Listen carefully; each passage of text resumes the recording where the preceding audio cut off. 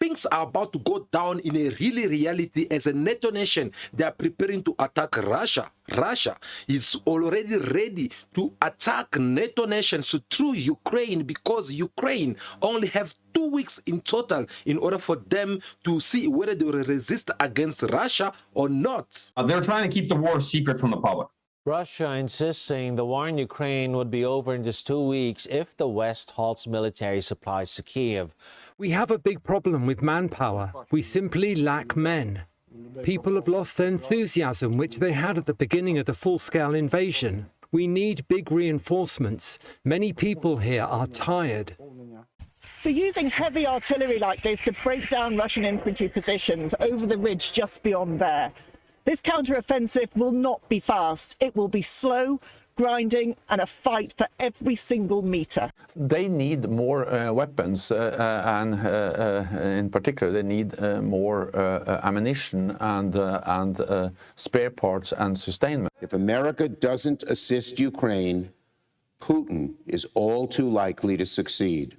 This is not my word. These are the words of European leaders. They are freaking scared right now because Vladimir Putin had called for his militaries to apply the nuclear bombs to any nations who will try to stand on their way and try to defend the people of Ukraine. Tough talk on possible nuclear war from Putin and his cronies has been just that, talk.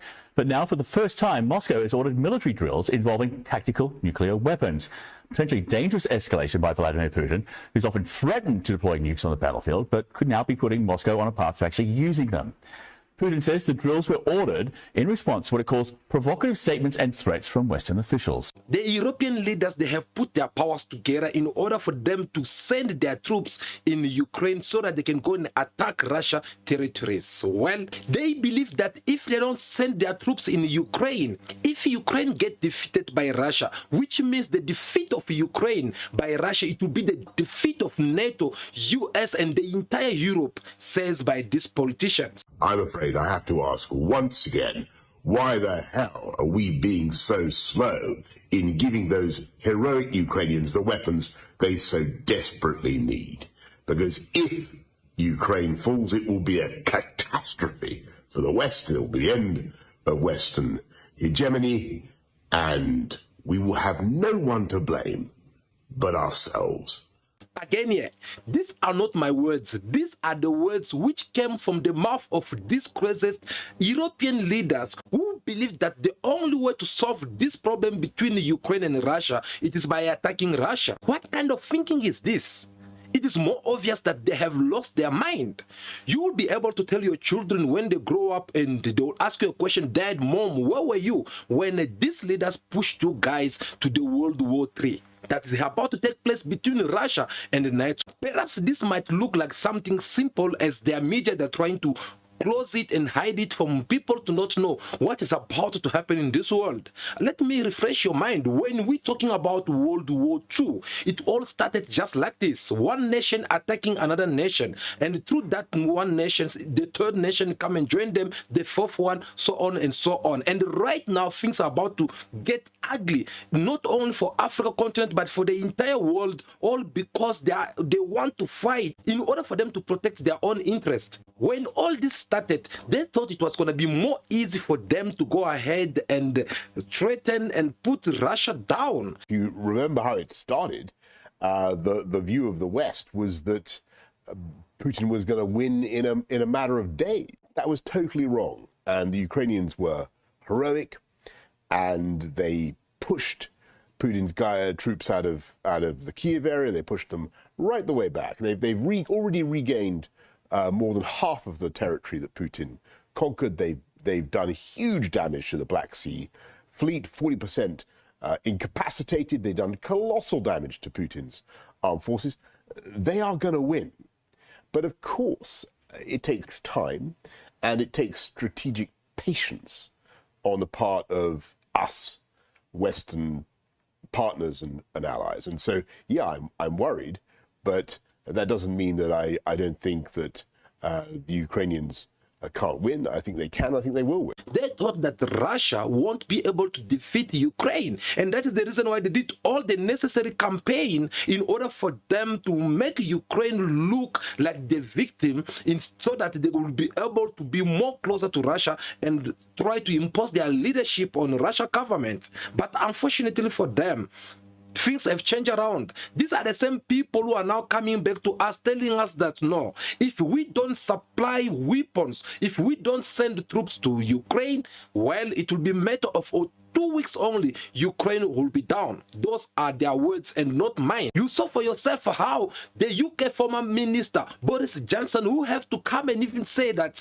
there won't be a way that Ukraine will survive from this war if we don't supply them with weapons, because I quote, the defeat of Ukraine to be the defeat of the entire NATO nations. When we used to tell you time to time that this conflict or this war you guys you are seeing in Ukraine, it has nothing to do between Ukraine and Russia. Instead, these are the war that the Western they have imposed on Russia because they want to control Russia, because they want to make sure that the Federation of Russia should be under their leadership. And people perhaps by then they never believe us, but where are we today? Isn't it these are the same people who are coming now for what? To testify and confirm what we have told you, that they are the one actually who've been fighting Russia. Proof to that, they put a lot of sanctions against Russia. Those sanctions did not work. President Biden is expected to announce a new sanctions package tomorrow aimed at holding Russian President Vladimir Putin accountable. The European Union has imposed unprecedented sanctions against Russia. So far, 10 new sanctions packages. The United States has issued its largest sanctions package against Russia since Moscow invaded Ukraine 2 years ago. The United States are going to continue to ensure that Putin pays the price for his aggression abroad and repression at home. Well, there's a lot that's left to be done in terms of enforcement of the sanctions. So since Russia invaded Ukraine, a whole bunch of countries have imposed sanctions to crack down on Russia's ability. The West tried to strike this kind of weird compromise. They worried that a full-blown embargo of Russian energy products would simply drive up prices way too high. So what they did instead was they set this price cap, and they were hoping that that would let some oil flow, but make it so Russia couldn't really make any money. It was, at best, a flawed theory. It was definitely a thing the Russians could exploit. And what we're seeing there, Adrian, is that Russia is exploiting it. Russia's pulling in anywhere between $500 million and $1 billion every single day, selling oil largely, as you say, to India and China. Whether it is a military sanctions, whether it is a weapon sanctions, whether it is a monetary sanctions, whether it is whatsoever it is, actually that did not happen. Instead of this sanction having impact on Russia economy, instead of these sanctions trying to destroy Russia Federation economy, well, unfortunately for them, these sanctions actually had straightened up the economy of Russia. They become even the winner out of all these sanctions. Not me. This report said it all, as the President Vladimir Putin himself confirming on how the economy of Russia it has increased. In December, a confident Putin faced the press. This was his first press conference since his forces invaded Ukraine. The Russian president was asked about the economy, and he shared a prediction. The most important indicator of economic growth is a growth of gross domestic product. By the end of the year, it is expected to be 3.5%. That's a good indicator. It means we have bounced back from last year's decline. The latest economic numbers are out. Last year, Russia's economy expanded by 3.6%. Putin was off by a mere 0.1%, but broadly, his prediction was on the mark. Since the invasion of Ukraine, the West has launched a campaign to isolate Russia, mostly through a slew of sanctions. But Russia's economy has shown remarkable resilience. The war gave Russia a boost.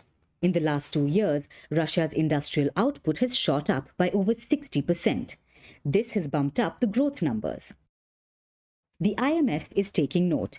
The agency has issued a new assessment. It raises Russia's growth outlook. The IMF thinks if Russia can maintain the momentum, its GDP will rise by 2.6%. That number surpasses Russia's own predictions. In November, Russia's central bank had put out a more conservative estimate. It pegged Russia's growth to hover around 1%, 0.5% in a worst-case scenario and 1.5% under better circumstances. IMF numbers suggest that Russia could do better. For the Russian president, his country has prevailed over its Western rivals. The West predicted, as you know, recession, failure, collapse, that under the pressure of sanctions we would retreat, surrender, fall apart. I would like to show a well-known gesture, but I don't know. But I won't do that. There are a lot of women here. They won't succeed. For the moment, Russia has indeed edged ahead. Compare Russia's growth numbers with the G7, a group that Russia was kicked out of following the annexation of Crimea. Surprisingly, Russia outperforms every single G7 member. Russia's arch-rival, the United States, is growing at less than 3%. Japan and Canada's economies are expanding at less than 2%. France, Italy and the UK, less than 1%. Germany is right at the bottom and in negative territory. Can Russia sustain similar levels of growth in the absence of a war? The jury is still out on that one. But for the moment, Moscow has managed to survive the onslaught of Western sanctions. Now tell me something. How can you be able to defeat someone whom you had already punished enough with a lot of sanctions? We are talking about 140 sanctions. When it is to come to trade with Russia, or when it comes to the international organizations, ONG and so, they did sanction Russia for participating to these all world organizations. They were hoping that with all these sanctions, Russia won't be able to survive. Do you agree with Joseph Borrell? Have sanctions been working? Well, sanctions are definitely a nuisance for Russia. They would much rather not be under sanctions than be under sanctions. But that being said, I think that they are not as successful as we hoped they would be. Unfortunately for them, Russia ended up surviving. So this ended up making them realize that actually Russia, they are strong more than we expected. And if we don't now engage in this physically, well, then we'll be the loser at the end of the day, because the entire world is watching. The entire world, they are now aware that it is not Ukraine who's fighting Russia, but it is West, US, NATO, France, Belgium, British. These are the people who are engaged fighting Russia. So they don't want to be defeated by Russia anymore. So they're now trying to find a way of attacking Russia by sending their troops over there. But you might ask a question to know, why do they have to send their troops over there? Does it mean that Ukraine is no longer having militaries? Of course, Ukraine used to have militaries, but not at the moment, because looking at how things are standing on the table right now, Ukraine, they don't have military anymore. They have lost more than 25,000 troops. Yep, Ukraine, they have lost a lot of militaries. As you can see in this footage, that a lot of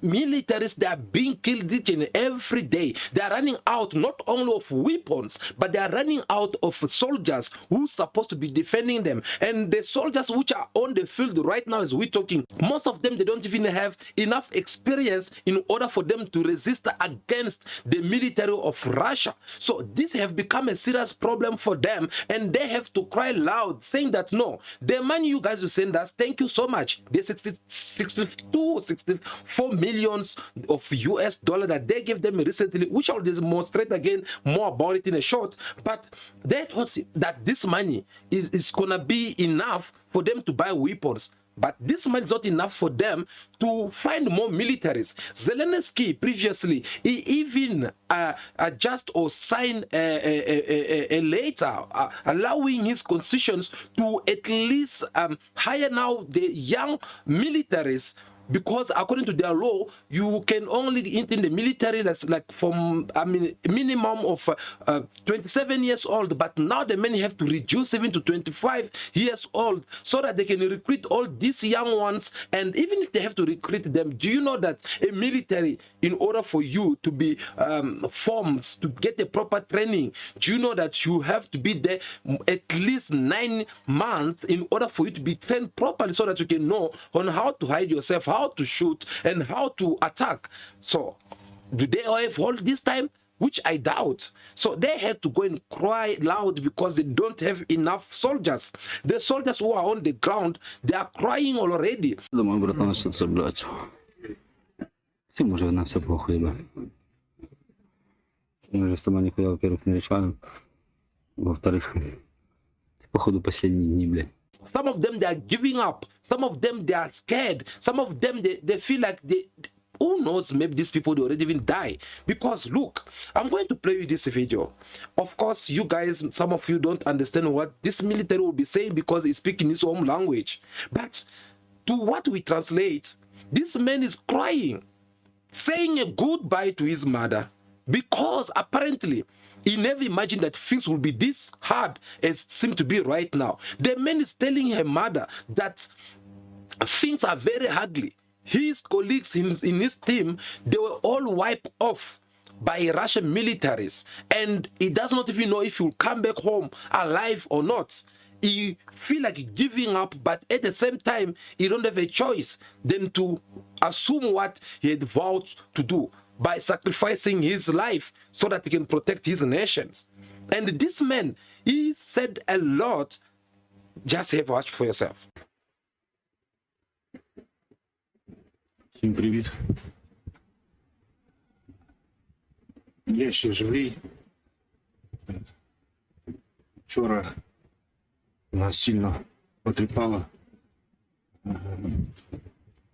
Мам, пробач мене, будь ласка.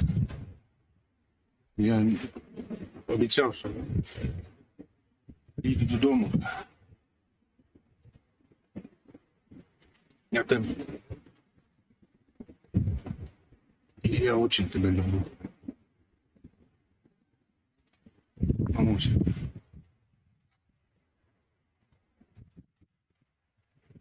Я обіцяю, що зроблю усе, щоб оказатися рядом з тобою. Мені дуже тяжко. Я устав, мама. Я так не хочу більше воювати. Ну, це того не стоїть, мама.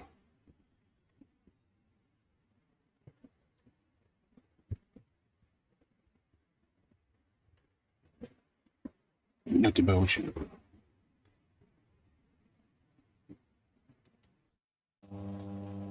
This is very sad. This is very pity. This hurts because I doubt that by the time when the mother of this young boy was busy seeing this video, receiving the message from my son, maybe this boy already been died. You'll never gonna know because this message he recorded special for a mother so that it can reach out to the mother. Who knows, maybe the mother received this message later on. And this boy, these militaries, they're dying all thanks to Zelensky's choice by accepting to be a puppet president of the Western so that they will manipulate him and use his country as a background or a battlefield that they can come and fight Russia. The man, he made his own choice. He became a useless president to the people of Ukraine. And he chose to be the president who's at the service of the Western leaders. So guys, these are the what militaries of Ukraine are going through right now. And you can tell that this man is even testifying himself. No one point a gun on him. Isn't it? These are the same people who used to come and tell us through their media saying that no, apparently they are pushing Russia. Russia is not winning anyway. They are doing this and that. I've always taken a view from the beginning of this war that Putin is finished. The sky is losing. He hasn't completely lost yet, but he is in the process of losing. He's got no real friends apart from North Korea and Iran, who are both bleeding him dry anyway. He's doubled down on everything. He's got no way back. He's burned every bridge that possibly exists behind him. And if I'm wrong about that, if he prevails and if he survives... They did all that campaign making Russia look like they were not strong enough to defeat Ukraine. But look at now people who are in the front line, what they are going through, and they're sharing it through the social medias. Who could have imagined that some days, some soldiers of Ukraine will be having this kind of testimony to give, to show their parents, their family members on how they're so scared. Now, with all this shortage of militaries, Zelenskyy, who had to go and ask his partners that, no, I think I try my best on my own. Things are not looking good so far because it's just a matter of time. In less than 2 weeks, Kyiv will be gone. So you guys, if you still want to fight Russia, you better come and put your own men in the front line. And if you don't do that, then forget about it.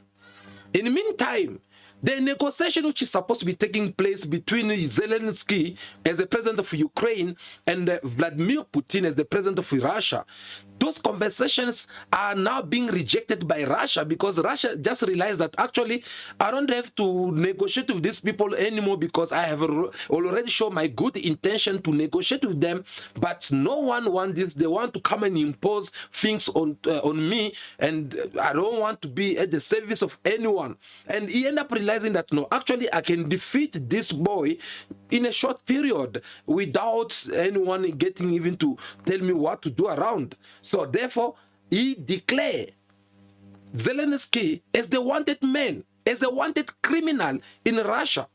So as you guys, you go around saying that no, Vladimir Putin got arrest warrant at the ICC, the International Criminal Court, while in Russia also somewhere there, Zelenskyy is being wanted as a criminal who had committed a serious crime that he killed people of Ukraine.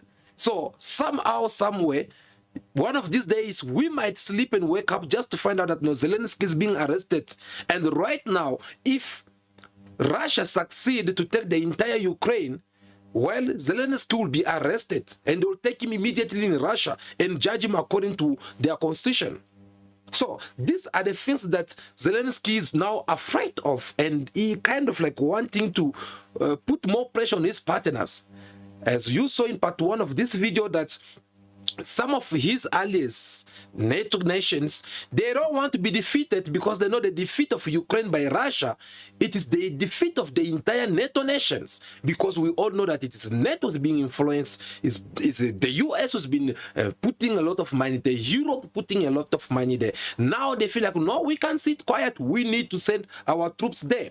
France came up like, no, don't worry, I'll send my men over there, I'll give them the weapons. French President Emmanuel Macron has reiterated that he hasn't ruled out sending troops to Ukraine. He told The Economist the issue would, quote, legitimately arise if Russia broke through Ukrainian front lines and if Kyiv made such a request. UK came also said that, no, we're going to send also our troops over there. With Ukrainian cities once again being pounded to rubble and the casualties mounting, I'm afraid I have to ask once again, why the hell are we being so slow in giving those heroic Ukrainians the weapons they so desperately need? Because if Ukraine falls, it will be a catastrophe for the West. It will be the end of Western hegemony, and we will have no one to blame but ourselves. Well, they were hoping, thinking that they are talking to their women who will have just to say Yebo Baba and bow to their whatsoever they can put down as rules. Unfortunately, this man, Vladimir Putin, is like, no, you don't even try to interfere. Because if you ever try to interfere in this business, I promise you guys that you are going to regret it with your entire life. You heard me correct. Vladimir Putin told them, said that if you ever send your troops in Ukraine, that will be crossing the red line. We all know when someone draw a line and say that don't cross this. If you disobey that kind of a person, don't come and blame them. Is example like for us Africans, when you go into someone's house and then they tell you, they ask you to leave nicely, and then you refuse to leave, and then once they go inside their house, for an example, if they say to you, okay, you don't want to leave, wait for me, I'm coming, and they go inside the house, no matter how strong you think you are, in most of the case, you're never gonna see anyone standing. They will rather prefer to leave because you don't know what this man or woman they'll come with out from that house that they'll be entering. And that's what Vladimir Putin with Russia, they had told the West. They told them that, no, you don't get to interfere. You guys already interfere enough. You put sanctions on us. You've been giving weapons to Ukraine. You've been giving them money. We're talking about a lot of money. And you have interfered already enough. They put a lot of sanctions on Russia and threaten each and every country around the world which want to work with Russia. If Iran try to maybe sell some drones to Russia, they are threatening Iran to give them sanctions. If the short men of North Korea try maybe to just meet with Vladimir Putin, maybe have a certain conversations on other stuff, they already start putting sanctions or threatening them with some sanctions, saying that, no, if you do this, you'll have to deal with sanctions. So they kind of like, you know, when you feel like you're the big brother in the house, and then you want everyone to live according to your own standards. And that's what the US with its allies, they've been doing. They keep on imposing sanctions on each and every country that want to work with Russia. And everyone, they just keep quiet and kind of like observing this matter that is happening over there between Russia and Ukraine. And then all of a sudden, they want to go and send the troops. When Vladimir Putin is already considered himself as the winner by defeating Ukraine troops, by finishing most of them. And you know very well that it's just a matter of time. They are running out of men. And my men will come and take over. Now here comes some neighbors who believe that they're more powerful, that they can just come and show up and get interfere in the business that does not even concern them. So that is how Vladimir Putin ended up telling them that if you do that, that will be the red line that you'll be crossing. Therefore, I'll have to take some other measures. And you guys will left me without no choice to use everything that I have in my power to defend my sovereignty. And Vladimir Putin, he was referring to use the nuclear bombs. Russia's nuclear threat rhetoric seems to be reaching a crescendo as Russia plans to hold drills simulating the use of tactical nuclear weapons. This was announced by the Defense Ministry of Russia. Announced on the Russian Defense Ministry's Telegram feed, the Kremlin says it has begun preparations for drills for the use of non-strategic nuclear weapons, involving the Air Force, Navy and Army present on Ukrainian territories occupied by Moscow. Training in response to comments made by Western leaders, notably Emmanuel Macron. They talked about the will and even the intention to send armed contingents to Ukraine, which means to place NATO soldiers against the Russian army. This is a whole new level of escalation. It's unprecedented. You guys, maybe you don't have an idea of what does a nuclear bomb. A nuclear bomb, if they hit it here, you don't have any idea of how many people will die over there. A nuclear bomb, when it hits, it's like all of you will have to die. All of you will have to die. And Vladimir Putin, he threatened them saying that he will use this to target all their military base, wherever it's being found. And he's not saying that it's gonna apply these nuclear bombs in Ukraine. No. He's saying that he's going to attack their countries. Yes, you heard me correct. Because when Emmanuel Macron, as the president of France, because he was the first one to jump on the line and say that, no, we're going to send our militaries in Ukraine. Do you guys still remember what Vladimir Putin said to him? You can send your men, no problem, but just know that me also react and I'll make sure that your people don't pay. And that is at the point where things are standing right now. Russia is preparing for a big war with European states. Moscow has openly declared that if NATO forces are brought to Ukraine, an armed conflict with Russia will arise. This opinion was expressed by the British expert Alexander Mercouris. According to him, the Russian authorities are starting exercises that include tactical nuclear weapons and are preparing for the possible deployment of Western armies to the territory of Ukraine. This is a response to the Western politicians who called on the Ukrainian army to attack Russian territory with NATO weapons, as well as to send their troops to Ukraine. Just a few months ago, it would have been unthinkable for European leaders to suggest sending European troops to Ukraine. But now Europe has broken the taboo. French President Emmanuel Macron has repeatedly said that the deployment of European forces in Ukraine cannot be ruled out. Since then, other European officials have joined him. You might be asking a question to know, but how did we get to this point? Why the West are so desperate to destroy Vladimir Putin? Why the West wants to be in control of a Republic of Russia? These are the capital questions which we need to consider either way. And we have to understand that there is something which is hiding behind all this. Before I get to tell you more about what we think from our side, of course, I want to refresh your mind just for those who know the history, or for those who don't know the history, they can take this opportunity to get to learn something about the man called Vladimir Putin. Who's Vladimir Putin? Because this is a man who's been ruling now in power for a couple of years, since the year of 2000 up to date. He was there in 2000, he was there in 2006, he was there in 2008, so on and so on, so on and so on. And this is the same man who've been in power when the American presidency keep on changing from President Bush to President Bill, from President Bill Clinton to Barack Obama, so on and so on. And he's still being there. So this is something that the West, they're not gonna let him live freely, because they see him as a dictator. They consider him that way.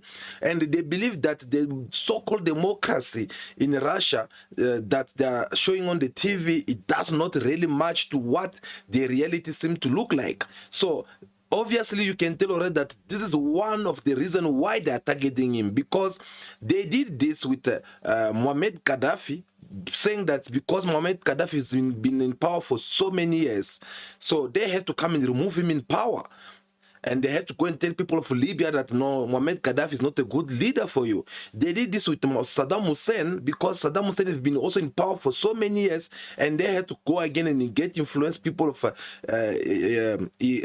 Iraq in order for them to remove Saddam Hussein. So you will tell already that this is one of their missions that they like to do most of the time, whereby they will come and try to change the leadership around the world, or around the countries, different countries.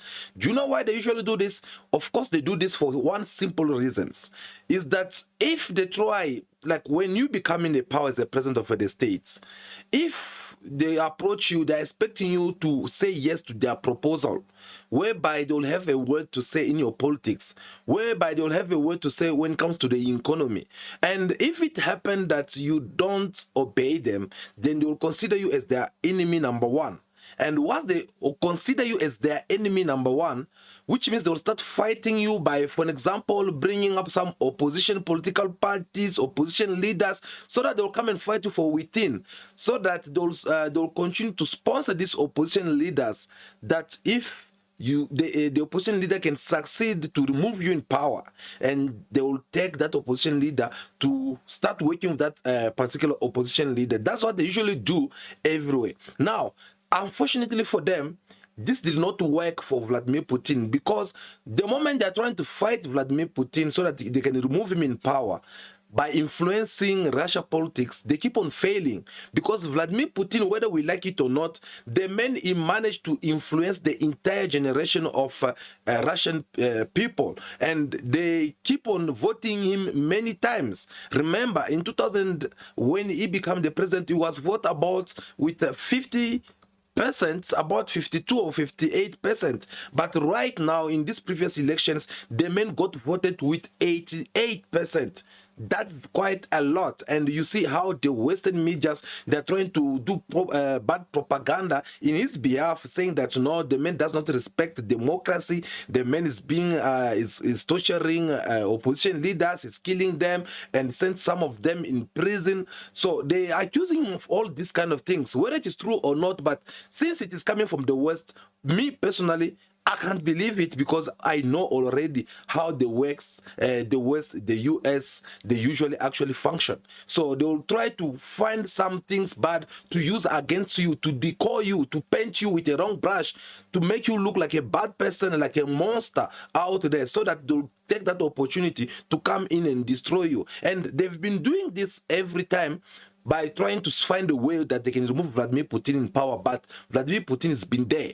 It's been there either as a president or as a prime minister of a Republic of Russia. And obviously all the ideology, all the leaderships, it will be coming straight away from himself. And that is one of the reasons why the West, they don't want to remove him. Do you know that if it happened today that Vladimir Putin is no longer president of Russia, do you know that whatsoever we're seeing right now in Ukraine, it will stop immediately? Do you know that they will stop everything, especially if whoever's going to replace Vladimir Putin, he will be someone who's willing to work with Americans. So Vladimir Putin is a man who came and took the Republic of Russia from the low economy as it used to be and raised it up to the highest economy.